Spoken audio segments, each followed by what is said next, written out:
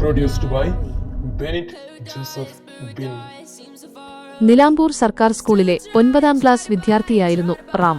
ഒരു സാധാരണ വൈകുന്നേരം സ്കൂൾ വിട്ട് കൂട്ടുകാരോടൊപ്പം കളിച്ചു ചിരിച്ച് അവൻ വീട്ടിലേക്ക് നടക്കുകയായിരുന്നു. പച്ചപ്പാർന്ന വയലേലകൾക്കും വലിയ ആൽമരങ്ങൾക്കും ഇടയിലൂടെയുള്ള ആ ചെമ്മൺപാത റാമിന് എന്നും പ്രിയപ്പെട്ടതായിരുന്നു. കൂട്ടുകാർ ഓരോരുത്തരായി പിരിഞ്ഞുപോയി. റാം ഒറ്റയ്ക്കായി. പെട്ടെന്ന് വഴിയരികിലെ തിങ്ങി നിറഞ്ഞ പച്ചപ്പുല്ലുകൾക്കിടയിൽ വെയിൽ തട്ടി തിളങ്ങുന്ന എന്തോ ഒന്ന് അവന്റെ കണ്ണിൽപ്പെട്ടു. ആശ്ചര്യത്തോടെ റാം അടുത്തു ചെന്ന് നോക്കി. പുല്ലുകൾക്കിടയിൽ അതാ ഒരു മനോഹരമായ ഫൗണ്ടൻ പേന. റാം അത് കയ്യിലെടുത്തു. പഴയതാണെങ്കിലും കടുംപച്ച നിറമുള്ള ആ പേനയുടെ മൂടിക്ക് സ്വർണ്ണനിറമായിരുന്നു.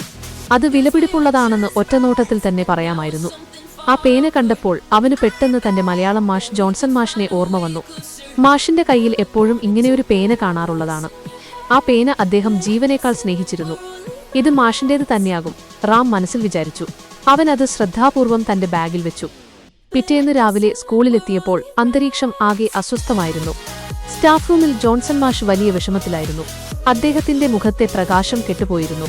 കണ്ണട തുടച്ചുകൊണ്ട് അദ്ദേഹം സഹപ്രവർത്തകരോട് പറയുന്നുണ്ടായിരുന്നു, ഇന്നലെ വൈകുന്നേരം സ്കൂൾ വിട്ടു പോകുമ്പോൾ എവിടെയോ വെച്ച് എന്റെ പേന നഷ്ടപ്പെട്ടു. എത്ര തിരഞ്ഞിട്ടും കിട്ടിയില്ല. പലരും പുതിയ പേന വാങ്ങാൻ ഉപദേശിച്ചെങ്കിലും ഒരു നെടുവീർപ്പോടെ അദ്ദേഹം പറഞ്ഞു, അത് വെറുമൊരു പേനയല്ല. ഞാൻ 10ാം ക്ലാസ് ജയിച്ചപ്പോൾ എന്റെ അച്ഛൻ എനിക്ക് സമ്മാനിച്ചതാണ്. എനിക്കിതൊരു നിധിയാണ്. മാഷിന്റെ സങ്കടം കണ്ട് മറ്റുള്ളവർക്കും വിഷമമായി. ഈ സമയം റാം പതുക്കെ സ്റ്റാഫ് റൂമിന്റെ വാതിലിനരികെ എത്തി. ജോൺസൺ മാഷ് സങ്കടപ്പെട്ടിരിക്കുന്നത് കണ്ട് അവന് വിഷമമായി. അവൻ പതുക്കെ മാഷിന്റെ അരികിലെത്തി.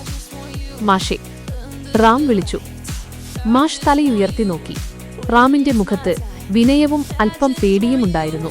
അവൻ തന്റെ സ്കൂൾ ബാഗ് തുറന്ന് അതിൽ നിന്ന് ആ പച്ച ഫൗണ്ടൻ പേന പുറത്തെടുത്തു.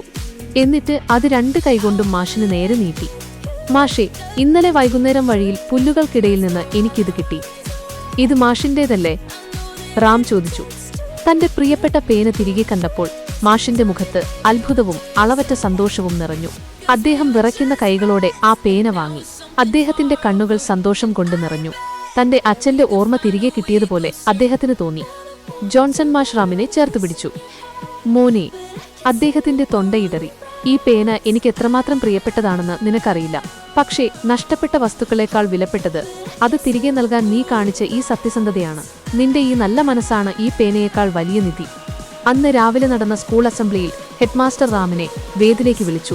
100 കണക്കിന് വിദ്യാർത്ഥികളുടെയും അധ്യാപകരുടെയും മുന്നിൽ വെച്ച് അദ്ദേഹം റാമിന്റെ പ്രവൃത്തി വിവരിച്ചു. ജോൺസൺ മാഷ് അഭിമാനത്തോടെ റാമിനെ നോക്കി നിൽക്കുന്നുണ്ടായിരുന്നു.